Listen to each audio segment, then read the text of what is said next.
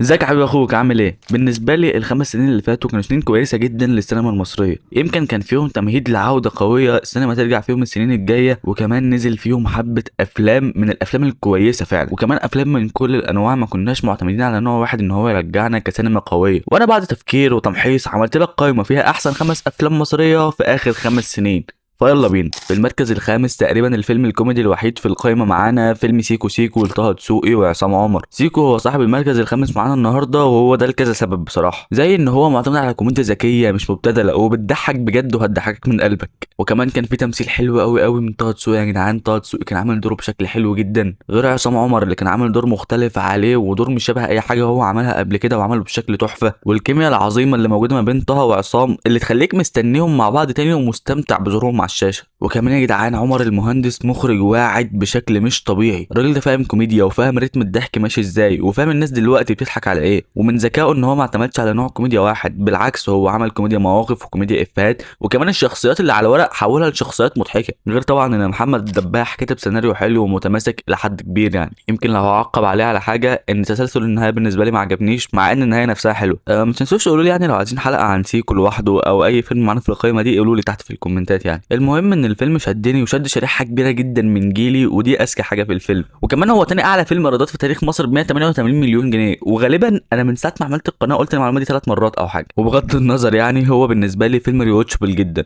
وانا شايف ان مع كل فرجه بتطلع منها مبسوط. يعني غير التجربه بتاعته في السينما اللي بالنسبه لي كانت رائعه والناس كلها بتضحك جوه السينما. بصراحه مش عايز احرق كتير واقعد اتكلم عنه كتير، عشان لو عملت له حلقه لوحده بقدر اتكلم براحتي يعني. فتعال نخش للمركز الرابع، وهو فيلم فوي فوي فوي. انت عندك فيلم مبني على احداث حقيقيه لفرقه كره القدم للمكفوفين اللي سافروا بولندا وما طلعوش مكفوفين وهربوا. فيلم بيحكي لك من منظور شخصيه محمد فراج واصحابه طه دسوقي وامجد الحجار، وبياخدك معاه في رحله بتكشف لك كم من الفساد والجشع والرغبه في الغنى. بصراحه الفيلم ده حلو جدا ومظلوم، مع انه يستحق صخب اكتر من كده بكتير. وعلى فكره كده معلومه على جنب، الفيلم ده اللي في 2023 مصر اختارته ان هو يمثلها في الاوسكارز، بس ما وصلش لمرحله حلوه بصراحه. الفيلم كان فيه اخراج جميل بصراحه، وكان قادر يخدم على كل تفصيله في الفيلم. يمكن الغلطه الوحيده اللي الاخراج عملها ان هو جاب نيللي كريم في الدور ده، لانها مش لايقه خالص على الدور ده، والدور اصغر منها في السن كمان. وانا ملاحظ ان نيللي كريم في الافلام يعني حظها وحش جدا، ما بتعملش افلام عليها القيمه خالص. حتى لو مشاركه في فيلم حلو هي دورها بيبقى غريب ومش لايق عليه خالص. بس برضه على الناحيه التانيه في تمثيل قوي جدا من محمد فراج،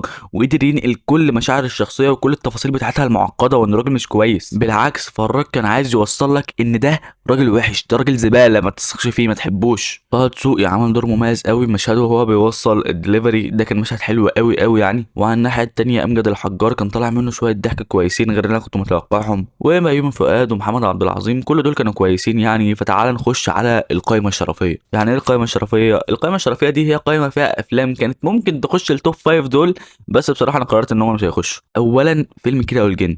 كيرة والجن ماتيريال فيلم عظيم مهدره جدا، لان انت عندك نص اول خطير في كل تفاصيله، كل تفاصيله مظبوطه، اخراج ماشي بشكل تحفه، الكتابه مظبوطه على الشعره، التمثيل جامد، كل حاجه جامده. بس بعد كده نصه التاني يعك جامد جدا ويضيع فرصه كبيره كانت قدامه بعشوائيه في الكتابه وتسلسل احداث في منتهى الغباء. غير ان الاحداث نفسها ما كانتش منطقيه، الاحداث اللي بتحصل غريبه يا جدعان. يمكن الحاجتين الوحيده اللي كانوا ثابتين على مستواهم في النص التاني من الفيلم هما الاخراج والتمثيل. التمثيل برضه عكم الناس بس كان كويس. والفيلم التاني معانا هو فيلم وقفة الرجاله. فيلم كوميدي على ابوه بصراحه، فيلم مليان كوميديا عظيمه. طب ليه انا ما دخلتوش معايا القايمه دي؟ بمزاجي بصراحه، دي قائمه انت مالك. بس هو فعليا فيلم قوي جدا، انا كل ما بشوفه بموت من الضحك وبناسي ان هو في كل الضحك ده. ولو انت ما شفتش فيلم وقفة رجاله وانت دلوقتي متضايق روح اتفرج عليه، اقسم بالله هتنسى همومك. نرجع لقائمتنا ونخش في المركز الثالث معانا، وهو فيلم 6 ايام لاحمد مالك وآية سماح. انا ككاره للافلام الرومانسيه ما توقعتش وجود الفيلم ده هنا بصراحه، بس هو فيلم مليان عناصر فنيه رهيبه يا جدعان، من اخراج مميز جدا وواعي بحدود الفيلم والقصه، وقادر يطلع منه شغل فني في منتهى الذكاء والابداع. تحال المخرج كريم شعبان، مخرج جامد قوي. وغير انك عندك شخصيتين بس طول الفيلم بينهم حوار داير طويل، بس انت قاعد مستمتع ومشدود. فده عامل حلو قوي للاخراج وللكتابه والتمثيل. وكمان التمثيل نفسه كان حلو قوي من احمد مالك مثلا. احمد مالك ممثل جامد قوي، واللي انا بحبه في احمد مالك بصراحه ان الراجل متطور، قادر كل شويه يتطور وتحس ان ده مش احمد مالك اللي كان من 5 سنين. وهو في الفيلم ده بيقدم كذا مرحله للشخصيه في سنين متفرقه، عملهم كلهم بشكل عظيم بجد، عملهم حلو قوي. ده غير آية سماحه اللي ده تقريبا تقريبا اجمل اداء ليها، واول مره اشوف ايه سماحه بتمثل حلو كده. كميتها مع احمد مالك كانت عظيمه، وكنت تحب مشاهدهم مع بعض لان ما فيش غيرها في الفيلم اصلا. انا بالنسبه لي ده فيلم رومانسي عظيم يعني، مش هيتكرر السنين الجايه دي. فتعال نخش في المركز الثاني، وهو فيلم وش في وش. الفيلم ده عمري ما اتوقع ان هو يضحك بالشكل ده.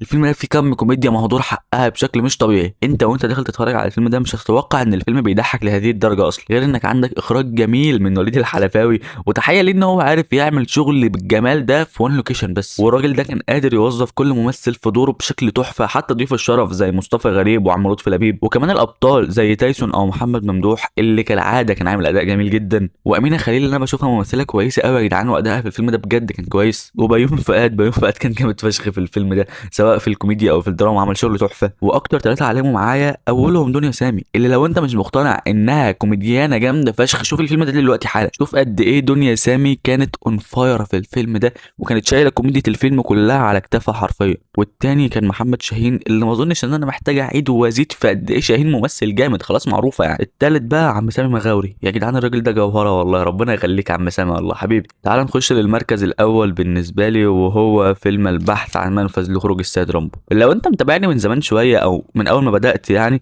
فدي تالت مره او رابع مره اتكلم عن الفيلم ده، ومنهم مره انا عامل له فيديو كامل لوحده. بس بصراحه انا مقدر جدا لكل مشهد في الفيلم ده، وكل المجهود اللي اتعمل في الفيلم ده انا بقدره. كمان مقدر قد ايه ده فيلم مشرف انك توريه لحد بره، وقد ايه هو محافظ على الهويه المصريه ومش شبه اي حاجه اتعملت بره قبل كده. وكمان اخراج جميل وذكي قادر يحكي كل حاجه في الفيلم بمجرد مشاهد الصمت والتامل، وتمثيل جميل من كل الكاست. انا بصراحه بحب الفيلم ده جدا ومقدره جدا يعني، مش عايز احرق عنه تاني عشان انا اتكلمت عنه كتير قبل كده. فتعال نخش لخلاصه الحلقه النهارده. انا بالنسبه لي دي قائمتي لاحسن 5 افلام اخر 5 سنين. طبعا في افلام كتير ما شفتهاش زي رحله 404، ضاي، هابي بيرث داي، فممكن قدام قائمتي تتغير وده طبيعي جدا. بس المهم ان انا اشوف قائمتك انت تحت، المهم انت تكتب لي قائمتك تحت في الكومنتات. ولو انت مكمل لحد هنا فانت راجل جدع وانا بحبك، فما تنساش تكمل جدعنتك دي يعني باللايك والشير والسبسكرايب وتشير الحلقه لاصحابك وتقول لهم الواد ده جامد. وبس كده انا خلصت اللي عندي، اشوفك في الحلقه الجايه، سلام.